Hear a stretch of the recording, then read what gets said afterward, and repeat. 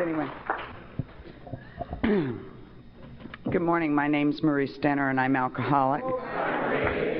I'm a substitute. From what I understand, I must be the portion that God wanted represented here of women suffer too. Evidently, y'all guys had 4 men scheduled to speak. One was an internationally known star and just couldn't seem to make it, so I guess they settled for a woman.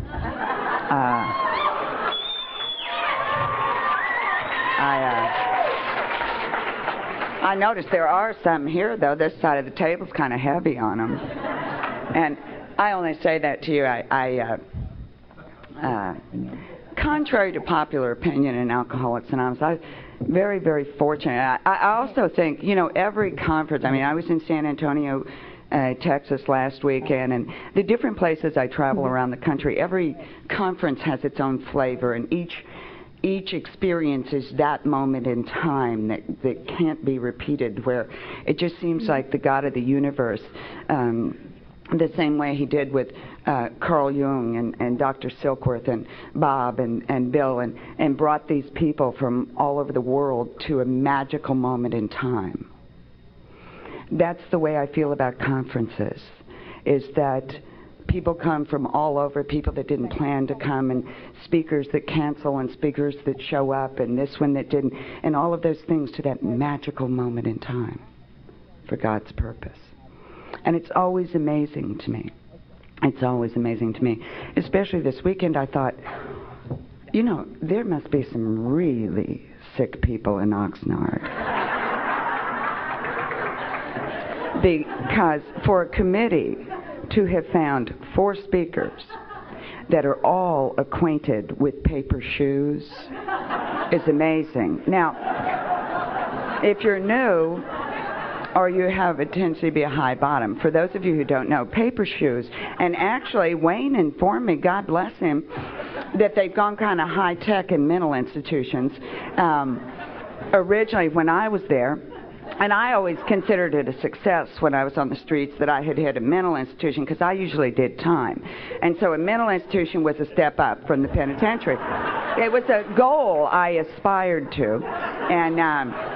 But one of the things about being in mental institutions is that your shoes can be used as a weapon. So they remove your shoes and issue you paper shoes.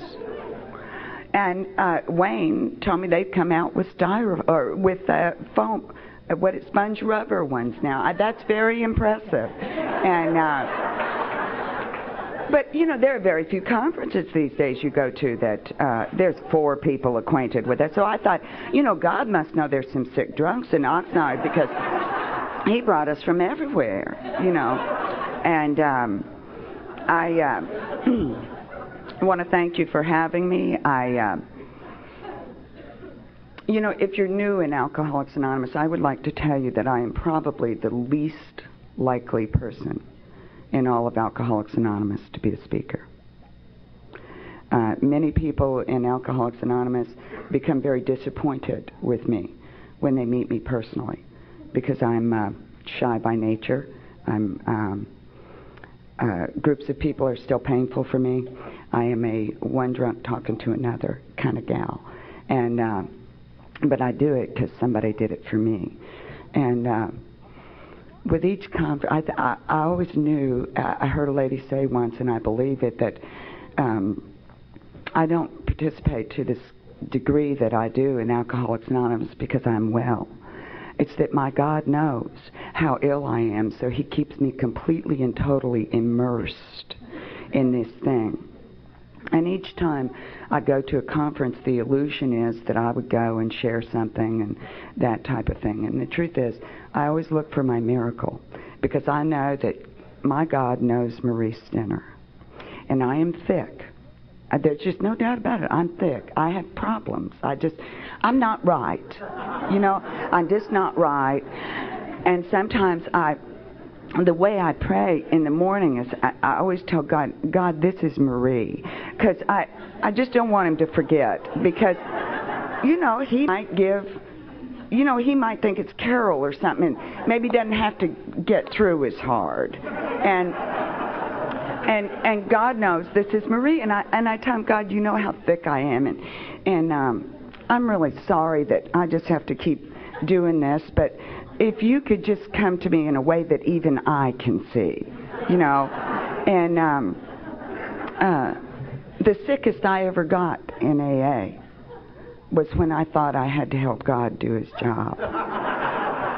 You know, when I had been sober a few years and I thought I was a little bit cute, and, you know, and I wasn't carrying guns anymore, or, you know, and I wasn't telling people, you know, about their mama and things like that. And I just was kind of full of myself and thought that I needed to assist God in his attempts.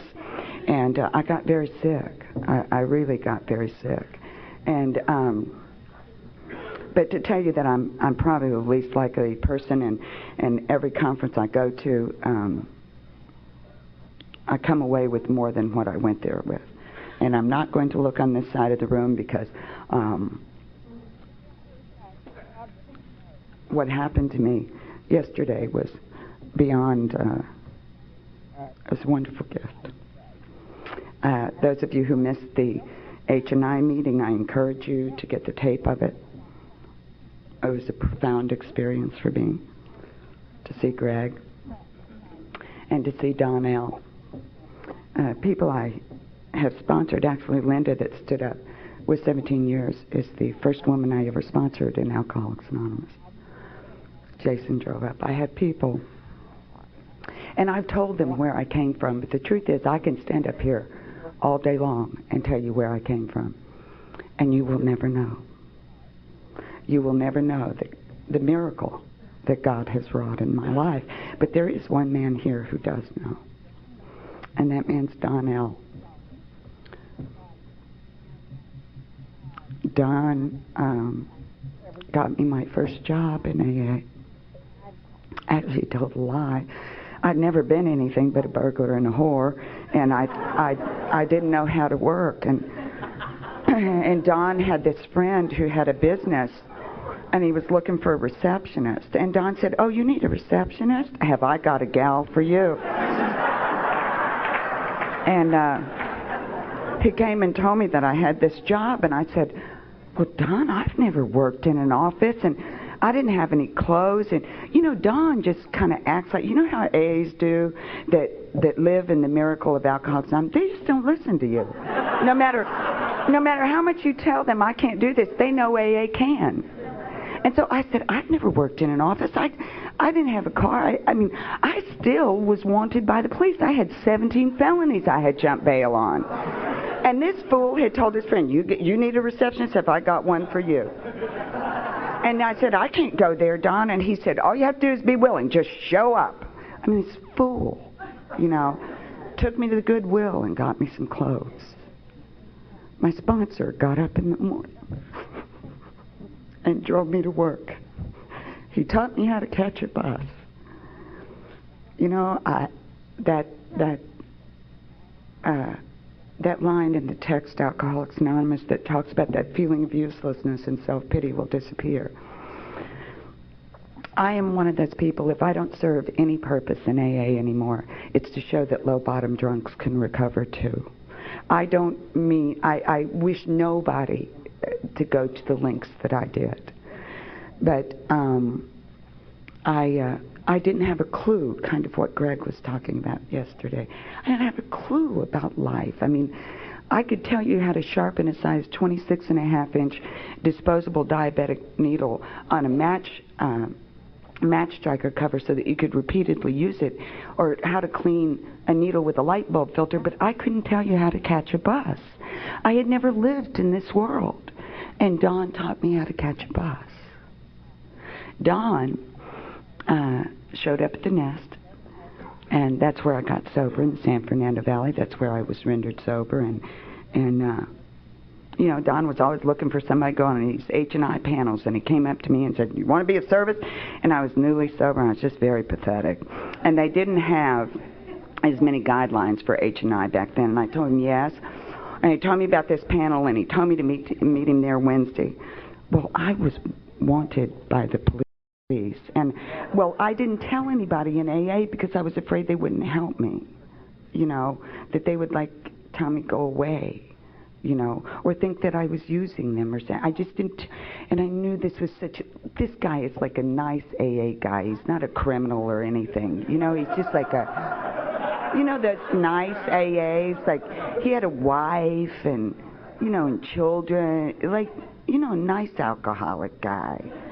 And I knew that I had to tell him, and I felt so bad.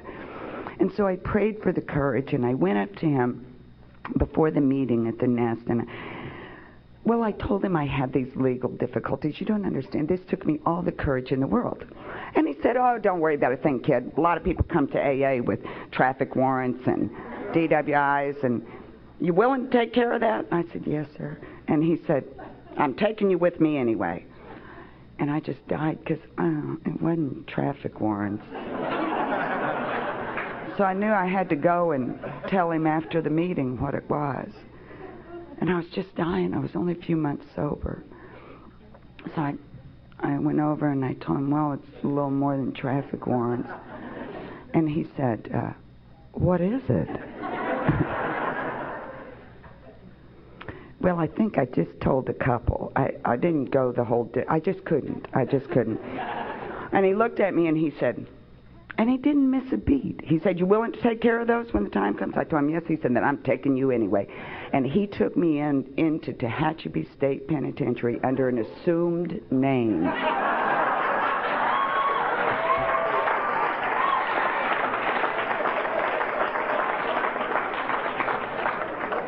It's true. It's all true.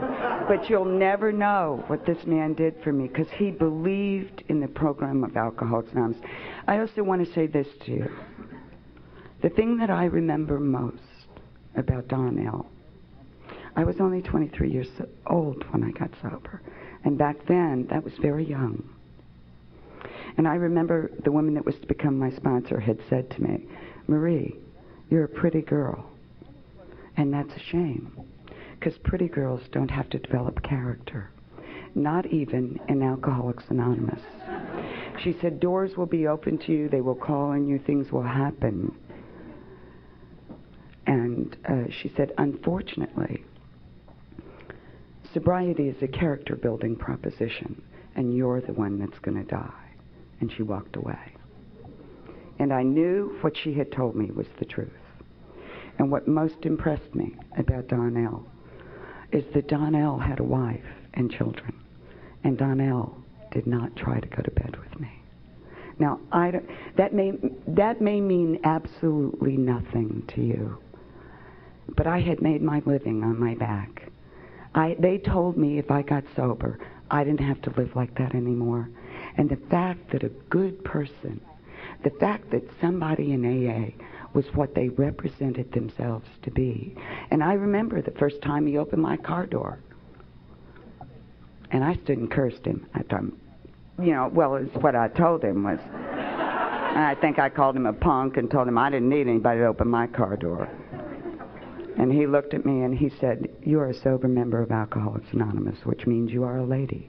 And I will treat you like one until you believe you are one.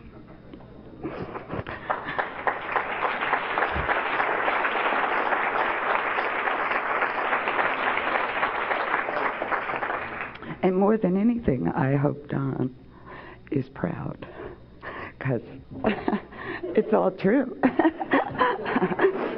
It's all true, pearls and all, darling.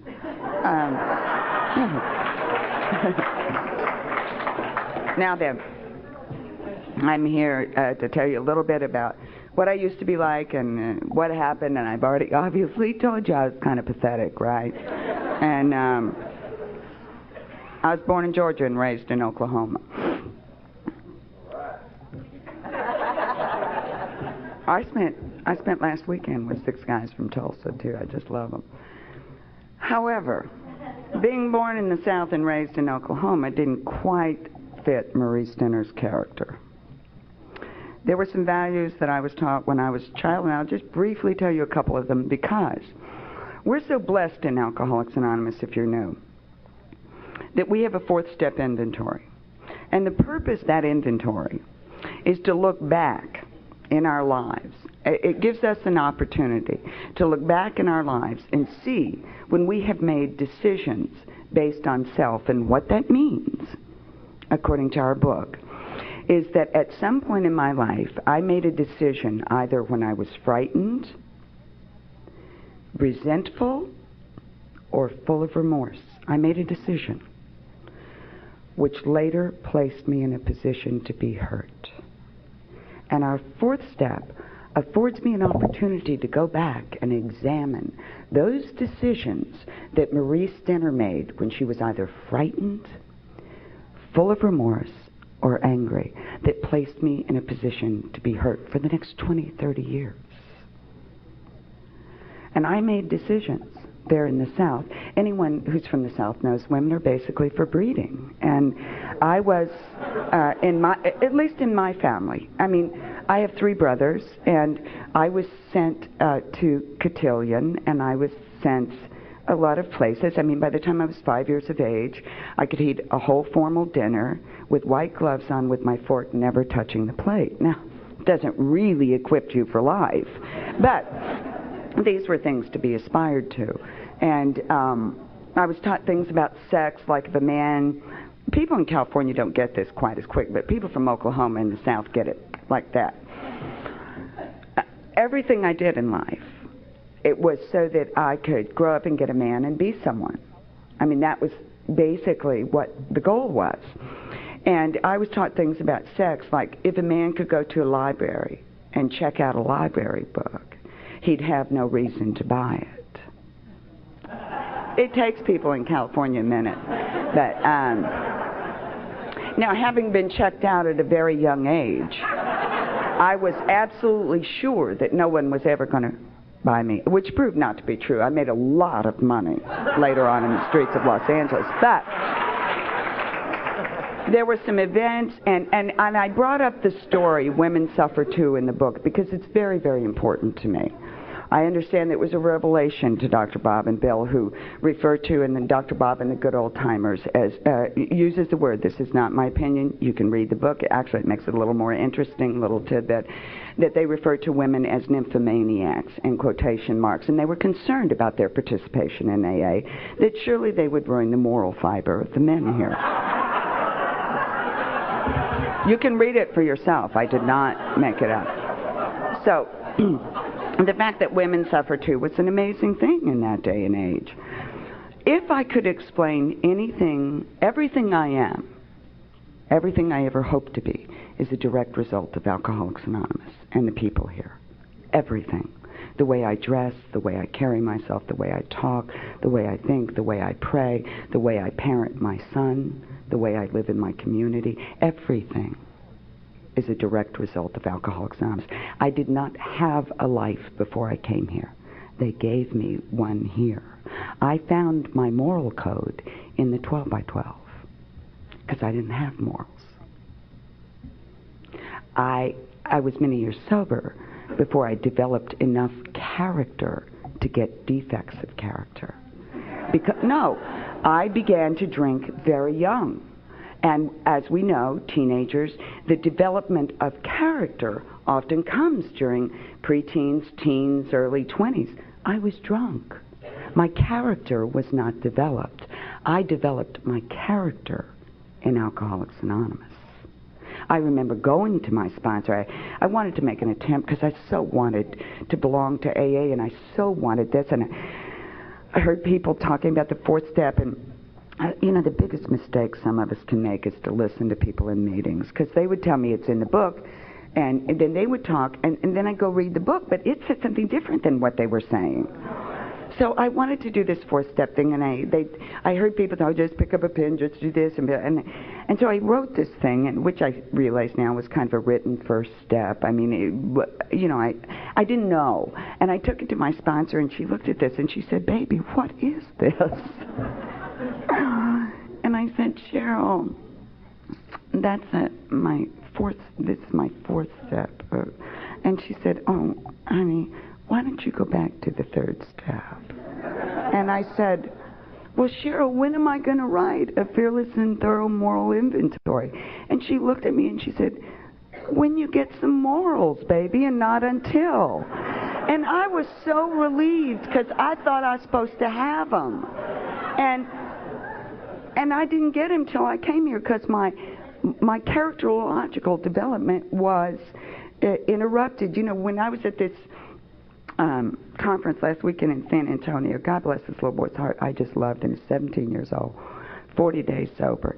And they were just getting real irritated with that guy. And, you know, it's an automatic thought to tell this kid, because he didn't sit down in meetings, he just... And it was an automatic thought to say, you know, would you act your age? But you know what? He was. I mean, he's 17 years old. He can't sit down. He's got more hormones in him. You know, he can't sit down. He can't... I mean, you know, I just love... You know, but so anyway, moving right along, I was born in the South. I made some decisions based on self. I made some decisions based on the person you see standing up here. I made some decisions based on remorse, fear, and resentment. In Women Suffer Too, this woman describes herself. She says that she was shy, and I am too. That's why people get disappointed. If you look at pictures of me with my brothers when I'm a little girl, I'm just standing right behind my brother. I watched little Rochelle out there this morning stand behind her little brother. And that's the way I was, the pictures. If you just see me, I'm holding on to my brother. I'm just a little bit shy. And she describes herself as shy, and she says that she was idealistic. And that's the way I was. I was very idealistic. I was this little ignorant girl in Oklahoma, and they told me that mommies and daddies do this, and the police are good, and this is this, and I just bought it all. I was very idealistic. And she says she was shy, idealistic, and hypersensitive. And I didn't know what hypersensitive meant, and I don't mean to insult anybody, but I'm so grateful for the people in Alcoholics Anonymous that explain words to me. Hypersensitive, if you don't know that word, means overly sensitive. An abundance of feelings. And that's the way I had been ever since I was a small child. I had heard over starving children in China. Elvis Presley came out with a very sad maudlin love song when I was 13 years old called I Can't Help Falling in Love with You. And I used to lay up in the bed and just sob over that song. And I hadn't had a drink or a boyfriend yet. I just liked that. You know what I mean? I just liked that. She says she was shy, idealistic, and hypersensitive, and had a total inability to accept the harsh realities of life. And that's the way I was. I started growing up, and there were things going on in my home with alcoholism and my stepfather, different things in life, the harsh realities of life, and I had a complete and total inability to accept them. I could not stand what I was experiencing and seeing. Total inability to accept the harsh realities of life. She says she was shy, idealistic, and hypersensitive, had a total inability to accept the harsh realities of life. And she developed into a bitter, disillusioned cynic. I think Don can tell you that my worst defect of character when I was rendered sober 23 years ago was bitterness and cynicism.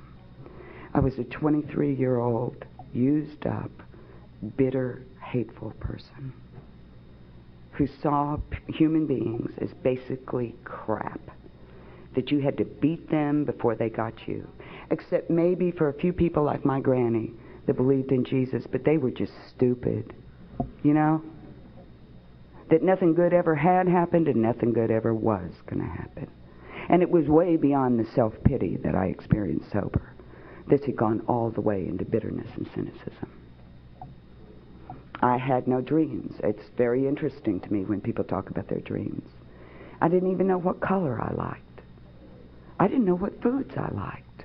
I didn't know anything about Marie Stinner because she had died a long time ago. I heard it said once in Alcoholics Anonymous that alcoholics can't commit suicide. You know why? Because they're dead already. And I knew what that meant. Because I had died somewhere. Long time ago. So she says she was shy, idealistic, and hypersensitive. Had a total inability to accept the harsh realities of life. Developed into a bitter, disillusioned cynic who desperately needed a prop to keep going. And that prop was alcohol. and that was me. I was very fortunate when we were 13. Our house burned down and we got the hell out of Oklahoma. And I believe to this day that only my God and me knew I could not have survived there.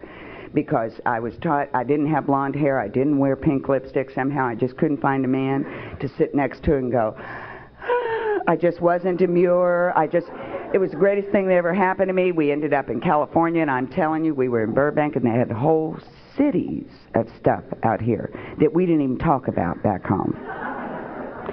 We had people out here that not only had they been checked out and were not ashamed of it, but they were looking to do it again. It was, and my mind just exploded with alternatives. I am so grateful to be blessed with the allergy to alcohol. I have seen what's happened in Alcoholics Anonymous, and believe me, I love spiritual things. I've studied a lot. I'd love to take your time up here this morning and impress you with my philosophies and my experiences. In the moment that you're empty of self, you're automatically filled with God and the separation. I just love to go on and tell you what I've studied about Gandhi, and I'd love to I may end up telling you about St. Teresa because she impresses me so much. I'd love to tell you about all this stuff. But I've seen what happens to people in Alcoholics Anonymous after they're sober a while, that stop telling their stories. The only thing that we have going for us, the only thing that differentiates us from the normal population is the allergy of the body. You can be crazy as hell. You can be obsessive compulsive. You can be everything else, and you're not alcoholic unless you experience the allergy of the body. So I am so grateful that biologically I am different than my fellows. And alcohol scratched my itch. You know, alcohol just scratched my itch. I'm telling you, I loved bourbon. I don't like clear things. I guess it was just too much like 7-Up, but bourbon was like dirty, and it was brown, and it popped a punch. You know what I mean? I could slug back. My Aunt Jo taught me how to drink. God bless my Aunt Jo. She died when I was 2 years sober on the floor from alcoholism. God, I loved Aunt Jo because she would visit us from California in Oklahoma. And she'd drive up in her Cadillac convertible, and she was married to a Navy captain, and he was all handsome, and she'd wear her hot pants and her tube tops, her dangly earrings and her high heels, and she was from California and have cocktails. And they didn't do anything but drink 3.2 beer in Oklahoma. And Aunt Jo was my hope. She was a dancer on the Bob Hope show. I just loved her. But Aunt Jo taught me how to drink, and she taught me how to take a shot. Well, we didn't take shots. I mean, it was a water glass. But it was sometimes I try to tell other people's story and talk about either cocktails or shot. I never had a shot or a cocktail. I mean, seriously. But we had this water glass, and you took a sip of the bourbon, took a sip of the tap water. I mean, we didn't have any ice or anything. And then a sip of the bourbon, and you swallowed. And I thought that was the way everybody drank. I didn't know any difference. And it went down just smooth. Bourbon just has a way of, it goes to the back of your mouth and kicks off those saliva glands, and then it keeps right on going. It just slides down, hits your stomach, the warmth starts to go back up over your shoulders, down your spine. And I think the book just talks about it. That sense of ease and comfort. I can feel it today. I can just feel it going down my... It's not that I don't like bourbon. Bourbon doesn't like me. That's what I loved about Alcoholics Anonymous. What the big book said about that there were no axes to grind here, no lectures to be endured. That there was no intolerance of drinking as an institution. I could tell. And I like Oxnard because a lot of you still look like drunks. Sometimes when I travel... No, and that's not an insult at all, but a lot of times when I travel around the country, I step off these planes with these... I mean, these people have cleaned up so much that I just... And I like it when I go to Nevada and there's people with dental problems and scars and I just love that because I still have mine, I need to know that you're an alcoholic. I need to know that. So I see what happens to people that stop telling their stories. They say, well, everybody knows how to stay drunk, so let's just move right on. And I watch what happens to them over the years as speakers, they seem to get a little self-involved. As if Alcoholics Anonymous becomes a self-improvement program, or a psychological program, or a self. It's very important for me to remember the Don Locks of the world. It's very difficult when you travel and thousands of people are, oh God, I got your tape, and I've got, it's very difficult, to remember that of and by myself, I'm a bedwetting drunk. Of and by myself, I put a gun at your head and don't care if you have children. Of and by myself, I'm an animal. So anyway, we got the hell out of Oklahoma. First time I ever drank, I was with a kid, not the first time I ever drank. I had a beer before or something like that, but the first time I ever drank with a will.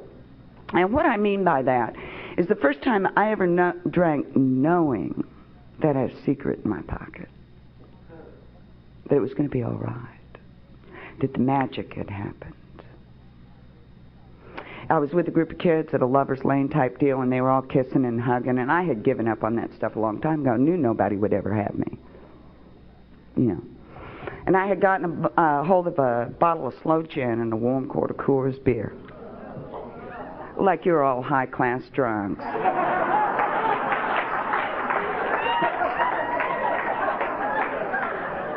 I mean, did you hear what Wayne drank?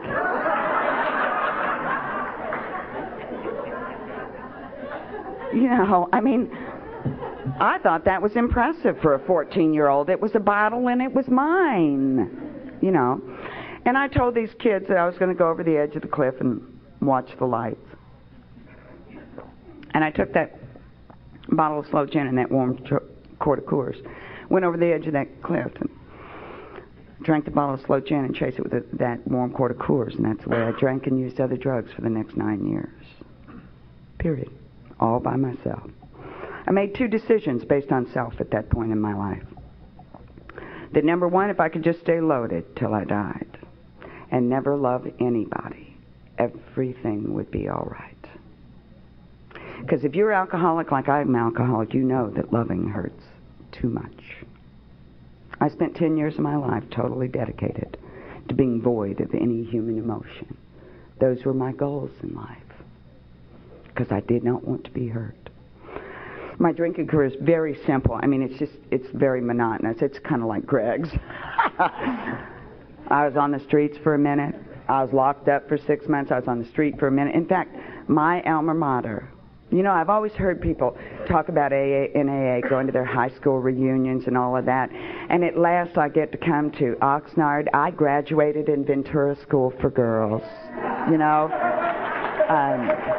I know that my mother was probably frustrated. I am a Dr. Jekyll and Mr. Hyde. I went to 9th grade in Sacred Heart Boarding Academy in Veneta, Oklahoma. I went to 10th grade in California State Youth Authority. I went to 11th grade in Isabel Buckley Schools in Encino and graduated in California State Youth Authority. It really was. I was a very well-spoken inmate.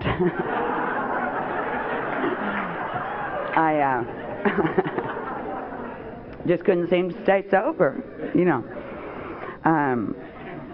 Anyway, I was in and out of institutions, and I never want to forget that the first time I went to an institution, I was absolutely appalled. I had never known anyone who had been arrested. Never even known anyone. Our book talks about, in the doctor's opinion, that the alcoholic, that there will come a time when we cannot differentiate the true from the false. And our alcoholic life becomes the only normal one. See, that first time I went to juvenile hall, I was absolutely terrified. I'd never even known anybody who had been arrested. I was the only kid in juvenile hall that said yes, ma'am, to the counselors. And I never want to forget in the end that I always kept a few miscellaneous warrants out so that I could go home. Because that was home to me. I had more friends on the inside than I did the outside. It had become normal for me to carry guns. It had become normal for me to see every living human being as the enemy, to the point that I no longer experienced it. It had become normal for me to compromise myself, to the point that I no longer experienced the compromise. In fact, I had lived that way of life so long by the time I was rendered sober in Alcoholics Anonymous that I could not remember when I had lived any other way. Lying had become a way of life. I had forgotten that 7-year-old girl who told her first lie and waited for the thunderbolts to come from the heaven. I had forgotten that little girl that stole pennies from her grandmother to go buy candy and was terrified because stealing had become a way of life. I did what I had to do in order to get where I was going to go, period. I started seeking help shortly before my 18th birthday. It's been 28 years ago. There were very few places then, and there were very few me's. Now there's many me's in Alcoholics Anonymous. I go to a group in North Hollywood where I'm old.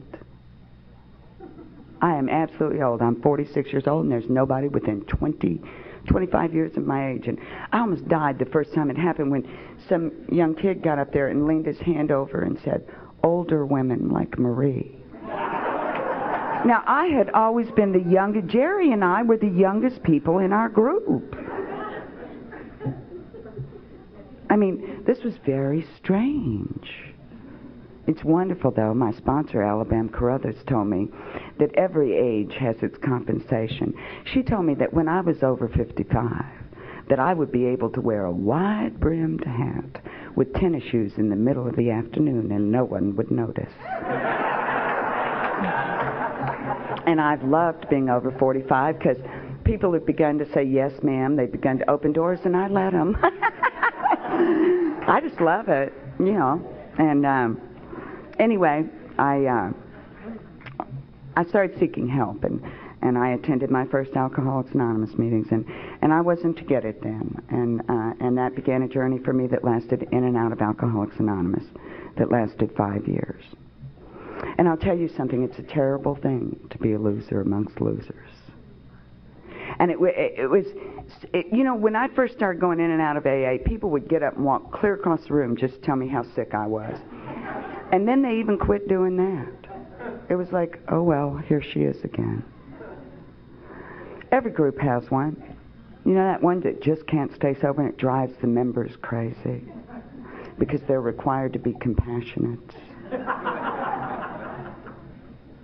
It's a very interesting thing to me. I'm like I said, I'm 23 years sober, and I've done a lot of work with people with AIDS, and I worked in a lot of hospitals, and I truly believe that alcoholism is a disease, and I was watching the people, and I thought, if in fact alcoholism is a disease, much like cancer or any other disease, if I were a nurse on an oncology ward, and if you're new, that means cancer ward. I mean, I didn't know oncology, you know what I mean? If I were a nurse on an oncology ward, and people came in there with a disease, would I just love the ones that responded to radiation and chemotherapy? Or would I love them all? And that's the way I feel about alcoholism. I want to tell you, if you're new or if you're a slipper, that I would rather be a slipper in Alcoholics Anonymous the rest of my life than dead drunk out there. You know, that one day of sobriety for the alcoholic of my variety is an absolute miracle. I went in and out, and I'm going to tell you very quickly where I ended up because I believe it's very important.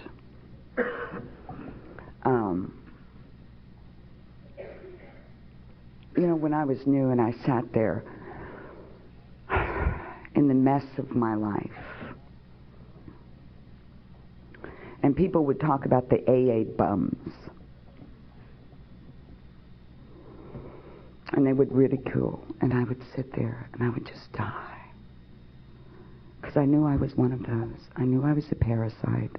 I'd been a parasite all my life. I had no way to make a living. I had nothing. And they would talk about different things. And it seemed like when I was new that the ladies had cleaned up their talks so much. I was the only one. I would listen to the women talk, and I would think afterwards, but did they drink? You know, I know about their children. I know about their husbands. I know about... But did they drink? Because you see, you told me when I was new that I was not a bad person. I was a sick person. And I needed to know that you had lived the way I lived. And I swore that if I was ever able to stay sober, which I never had been before, that I would stand up with all the dignity that I believe only a spiritual experience can give someone, and tell people exactly where I came from. In the hopes, because my worst fear by the time I was rendered sober was that I had just gone too far. That I had just gone too far. That there had been too many hands, too many alleyways, too much. That no matter what I ever did in Alcoholics Anonymous, no matter how many showers I took, no matter how many ashtrays I emptied, no matter how I tried to act like you, no matter if I learned to talk, that I would never get that inside filth off of me.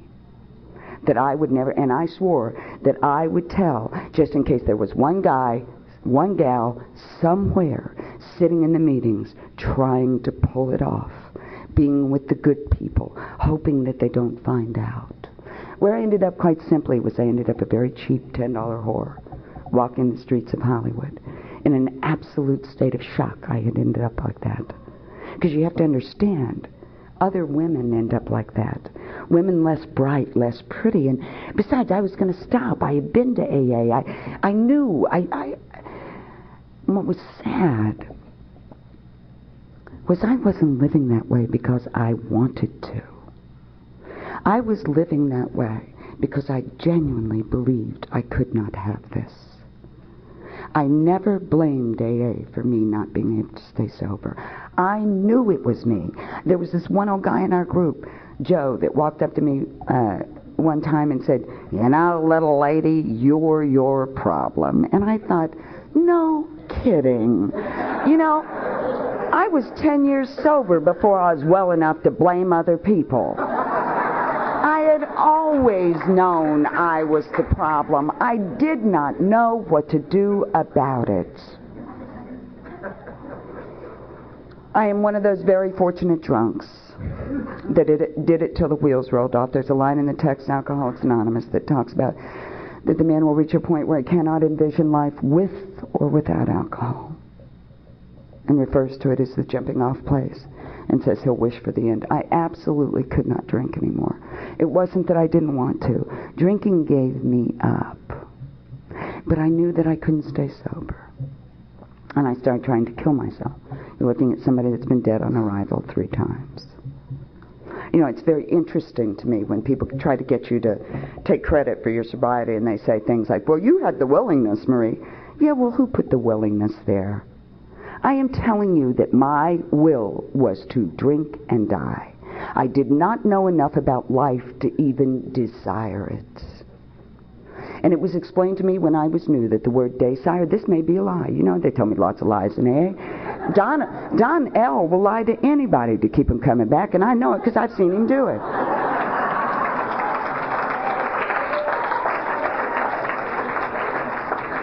They told me that the word desire is a word that if you break it down in its original form, means desire of the Father.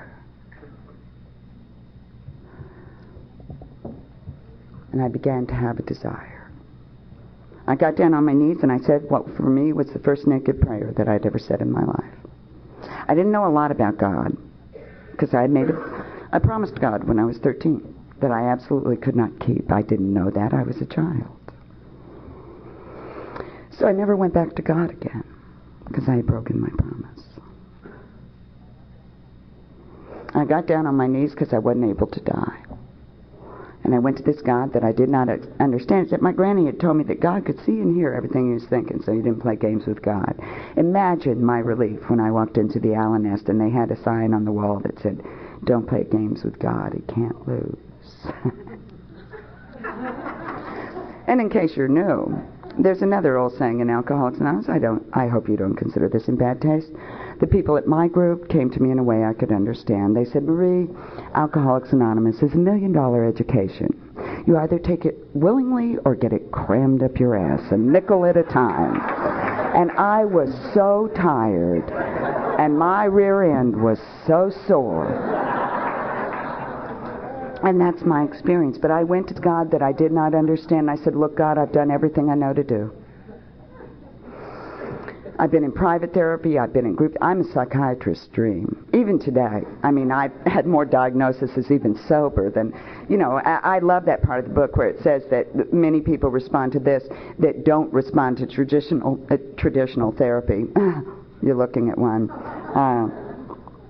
I'm not putting down therapy. Therapy has helped me, but it doesn't help with alcoholism. And I went to this God. I said, look, I don't know what's wrong with me. I've been in private therapy. I've been in group therapy. I've been in Synanon. I went to AA. They sent me to NA. The people in NA said I needed the women in AA. I've done everything I know to do, and I cannot make it, and would you let me go soon? Now, I had dying in mind, and it's not particularly open for discussion because I lived it. I happen to believe that a part of Maurice Dinner died at that point. Because it was a surrender. I'm one of those people that's very fortunate. I got to drink Maurice Dinner up. By the time you got me, there was nothing left. I was fresh out of ideas. Literally, when I was new, you could have walked over and slapped me in the face, and I would not have moved. Because the war was over, and I had lost. It was through a strange series of events that I ended up in another Alcoholics Anonymous meeting, certainly not one I drove myself to.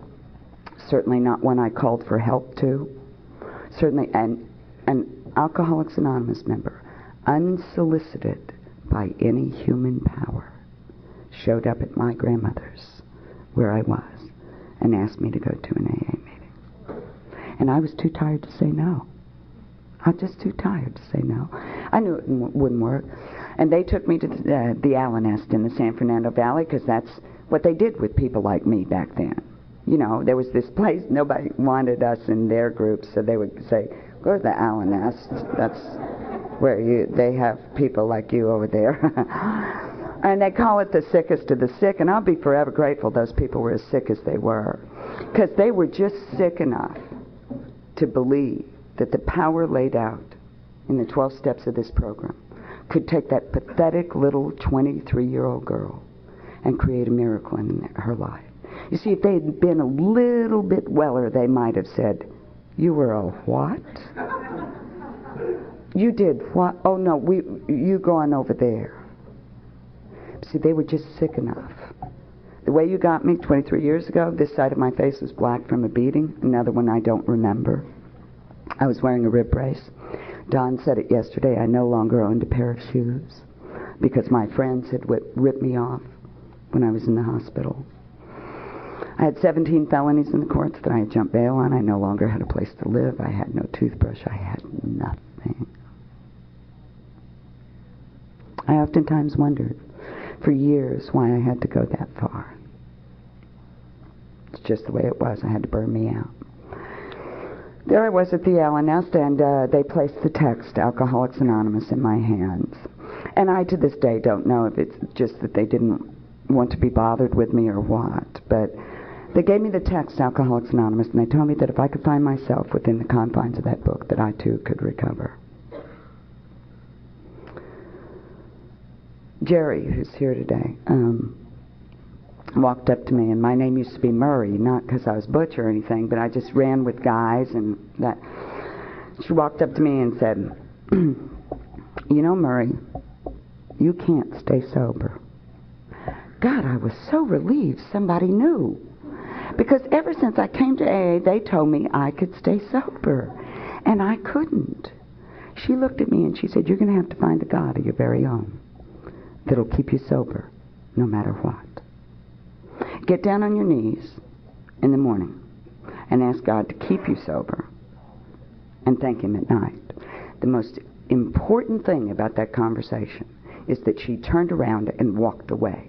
She did not wait for an answer from me. She acted as if she had something I needed. I started to try that, and I can tell you, I also was gifted, and Jerry was there to watch it, and I don't talk about this frequently, with a spiritual experience, much like Bill Wilson's.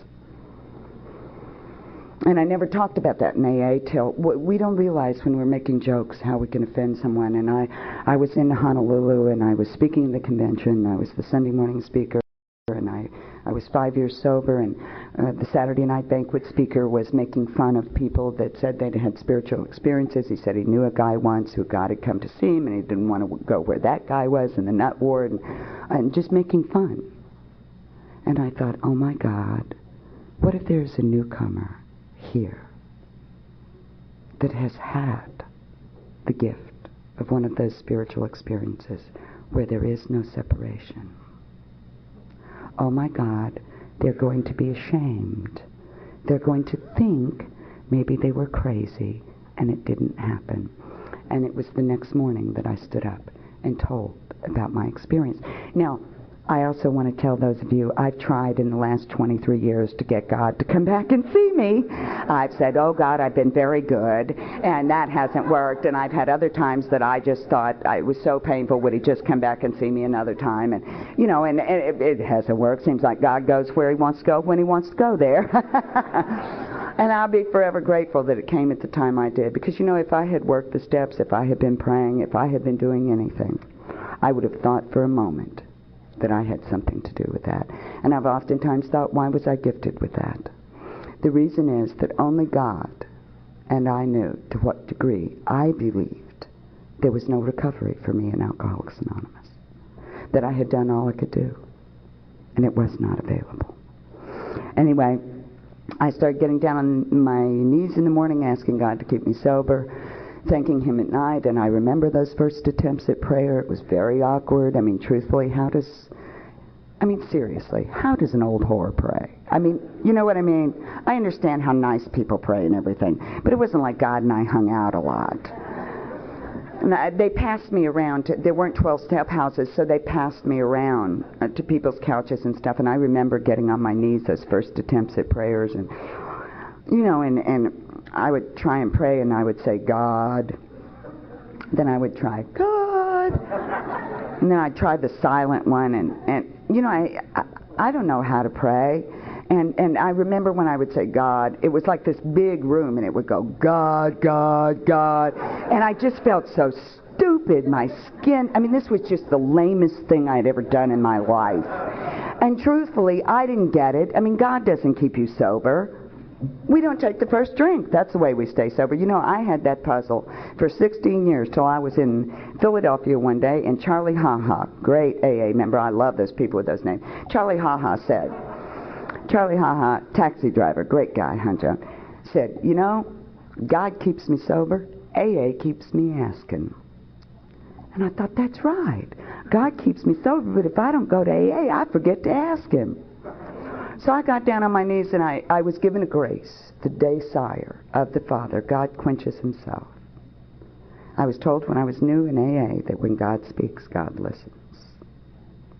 They used to say things to me like, Marie, what you are speaks so loudly, we can't hear a word you're saying.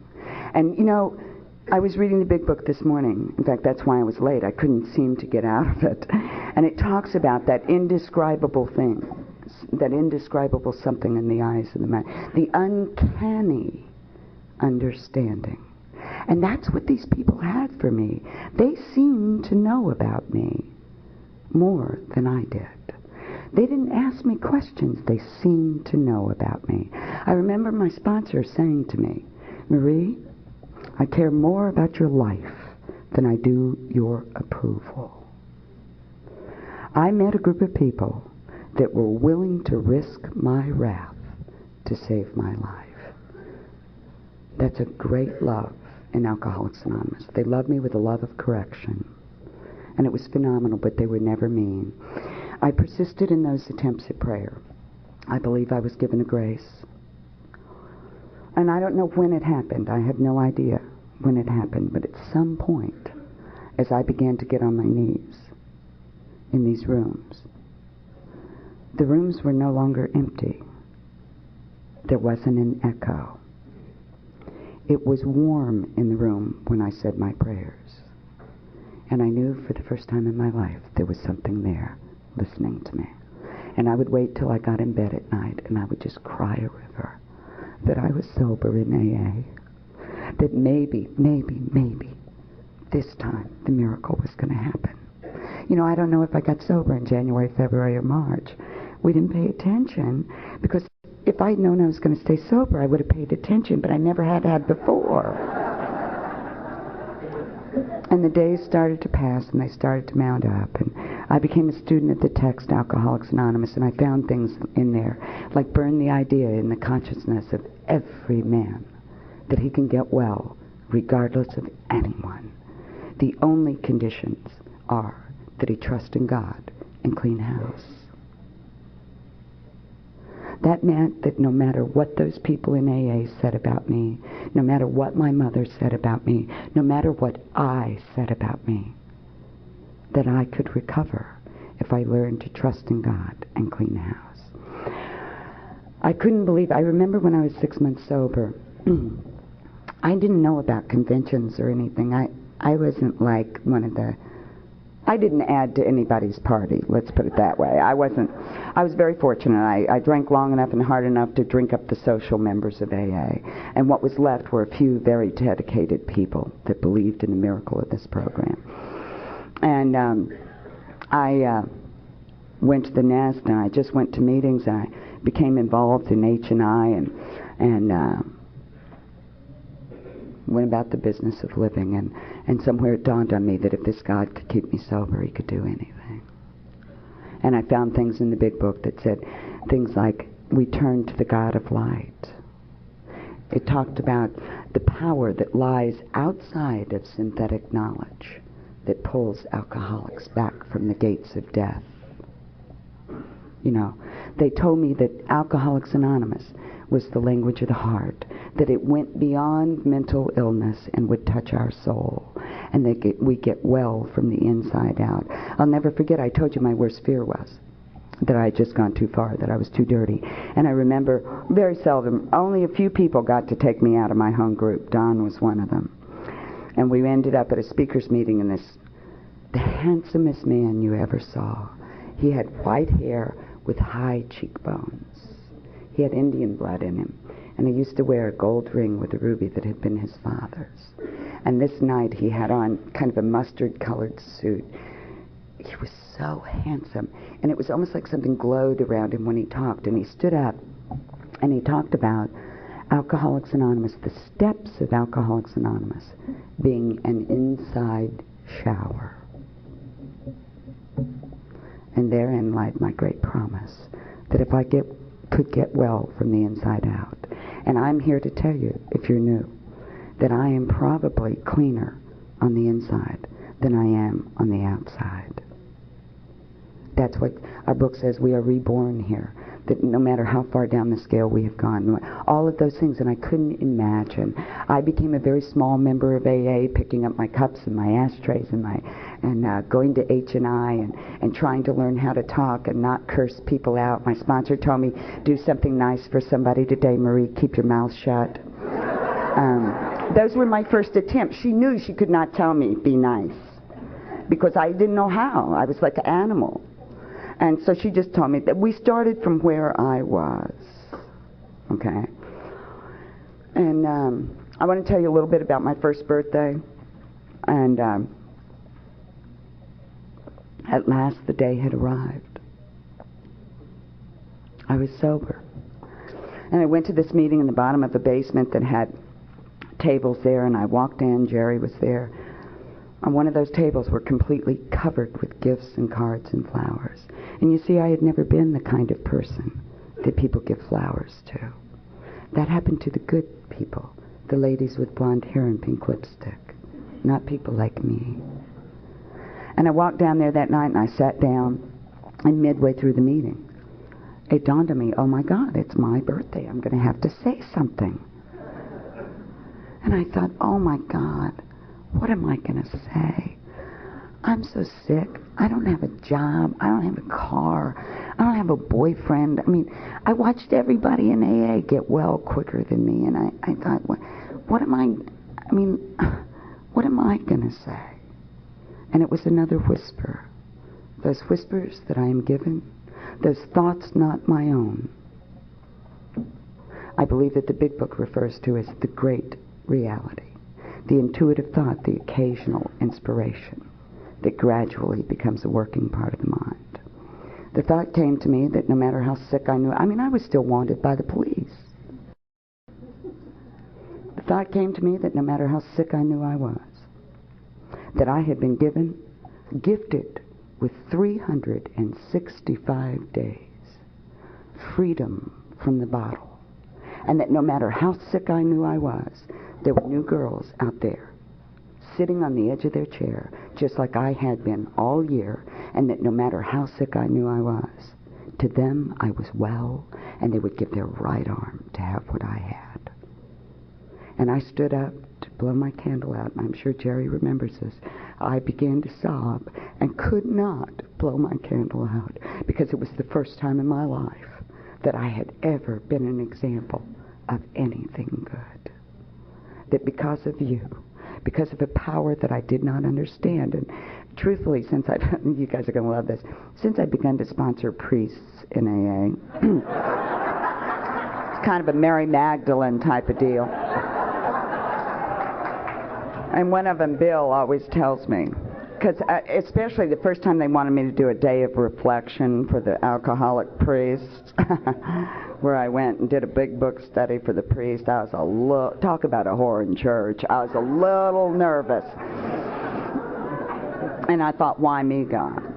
And I knew why me, God, because Bill always tells me that God goes to the least of his children to do the most so that they will recognize him. If you're new in Alcoholics Anonymous, if you don't get anything else today, please get that Marie Stenner did not do this for herself. That literally I was plucked from my madness. Plucked. That one day, and I began to study more about the great reality. I began to study more about the unseen world and want to live more in the unseen world than the seen world. And you don't have to like that. I'm crazy. You never have to have me back. You don't have to like that. I have sought to develop my spiritual life. And when I talk to you about the unseen world, what I'm talking to you about is that 23 years ago, there was a pathetic little girl. I don't tell people about my life because my life is like a D novel. From the day I came in, it's very tacky, isn't it, Jerry? And anybody that's had a life as tacky as mine. When people talk about their mamas and all their problems in AA, I always think, well, they must have not had it too rough, or they wouldn't be talking about it. Truthfully, mine was like a D novel. And I think that 23 years ago, by everything that you could physically see, there was a 23-year-old girl walking the streets, absolutely hopeless and helpless. No one to call, no mother, no father, no aunts, no uncles. Not one living person on the face of the earth that cared whether she lived or died. That she was being raped and beaten on a daily basis. That she had absolutely... that's not a life. That's an abortion of a life. So by everything that could be seen, that pathetic 23-year... it was horrible. It was a tragedy. That's what we see. What was going on in the great reality was that all the angels and saints, all the heavens were singing, because every prayer that little girl had uttered her whole life was coming true. She was being brought home to people that would teach her how to live and how to celebrate and how to walk, how to talk, how to serve. I oftentimes say to the people I sponsor, I wake up every morning, I tell God I want to be a servant. It just hurts like hell when they treat you like one. So as I've gone through the last 23 years, there have been many times. Wayne talked about it. Tom talked about it last night. When I looked by all the seeming realities, when I was 18 years sober, when I was 6 years sober, different times, by everything I could see, it seemed like I blinked and my whole life changed for the worst. I had a couple of years ago, when my partner that I'd been with for 5 years decided to go have an affair with a woman in AA. that was 6 years sober, obviously had a lot of morals.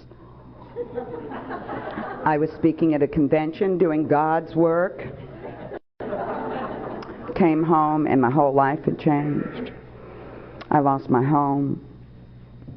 Had to move back cross country. I had to sell everything I'd worked for. I ended up sleeping on my brother's floor, 17, 18 years sober. I went from a size 4 to a size 22 in 1 year. Thank God for M&Ms. In 1 year period, I lost my home, everything I recognized as my life. I put on 100 pounds. My dearest baby brother, the only family member I have, besides my son, was diagnosed with HIV infection. And I thought it was a raw deal. I had already lost enough of my friends. It was a raw deal. Lost my home, my baby brother. I got hit by a 2-ton truck, and I was in bed for 3 months. I had no money. My mother began to go in and out of mental institutions again.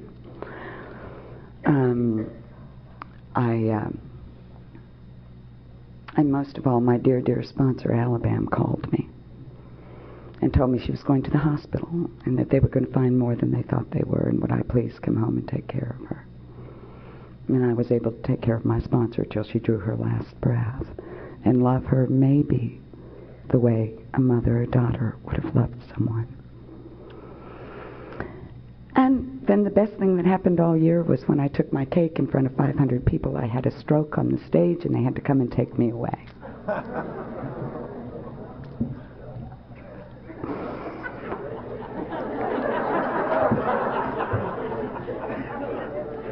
Now, I want you to know I never stopped going to meetings. I did not stop sponsoring. I did not stay. And if you want to know what I learned from those experiences, I want to tell you absolutely nothing. If I could tell, if I tell you that I look back now and the only thing it showed me was how bad life really could get. I mean, the truth is, stuff has happened to me sober. That you've got to know something about life to know what could happen. And I didn't even know enough about life to know what could happen.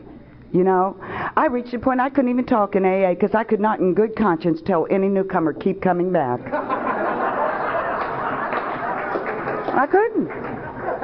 And don't think for a moment that those people didn't split from me. People were terrified because they watched thing after thing after thing happen to me. And if that could happen to Marie Stinner, who had sat at the right hand of Chuck Chamberlain, traveled all over the country, and had, you know, you can look at somebody, well, of course that's happening to Jason. He has a lousy program. You know what I mean? Of course that's happening to Joan. She doesn't sponsor enough. Or, of course, but not Marie Stinner. But not Marie Stinner. And I had to claim the unseen world. That what I was seeing was not going on. And I want to tell you something very quickly. That I was faced, after that period of time, I realized that the miracle of Alcoholics Anonymous had happened to me. Remember that little 13-year-old girl that had made a decision that she would stay drunk till she died and never love anybody? And I looked up and I realized that all of the pain that I was experiencing had to do with other people. My love for Alabama, my love for my baby brother, my love for my partner, my love for my son, my love for...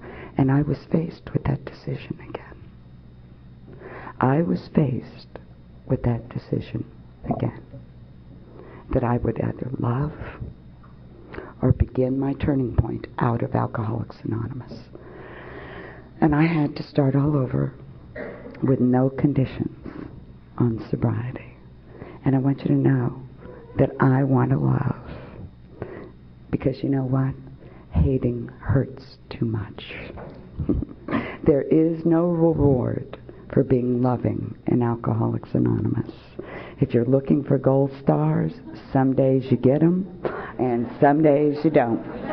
Charlie Ha Ha says, some days the bear gets you, some days you get the bear, you know. I've grown up here, and I look at the way God schedules conferences, and I just want to tell you, if you're new, they told me when I was new, come in here, get my cup. Oh, by the way, I want to tell you guys something. You want to hear something really funny? Do you know what I do for a living? I mean, when I was a year and a half sober, I turned myself in on this warrant and got a suspended 5 to life. So I obviously was... I do restorations for the Catholic Church. And I paint angels and saints. Just cracks me up. You know what I mean? But AA taught me to place principles before personalities, and you taught me when people say to me, I don't like AA, and I say, really? Which one of the steps don't you like? Because that's what the program is. And when they tell me they hate the Catholic Church, I say, really? Which sacrament don't you like? Because AA has taught me how to be of service wherever I go, to live this thing, to place principles before personalities.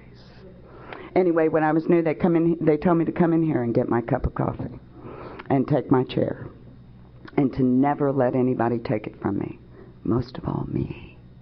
Even when I'm standing there in the midst of self-pity, sober, and grief that's beyond recognition, you know, that I'm to come here anyway, that I'm to come here and relive my miracle over and over and over and over. I very quickly will tell you, I love my son. My son's 19 years old. He was born when he was 4 years sober. I mean, when I was 4 years sober. And I absolutely did not know how to be a mother, make no mistake. My son loves me, so does his girlfriend. And I kind of stare at them because they seem to be normal, and I've not seen one up close like that before. But I have a lot of people that I love in Alcoholics Anonymous. I really do. I really do. I love my son. I love his little girlfriend, Gloria. You know, I love people clear across the country. I love a lot of these people in the front row. I love people over here. But I'm going to tell you something.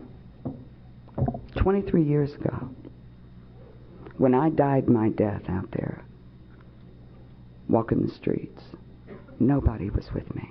Not anybody in Alcoholics Anonymous, not my son, not any one of you, when I died my death. And if I ever pick up another drink, none of you go with me. None of you. I die alone again. That's why this is my program.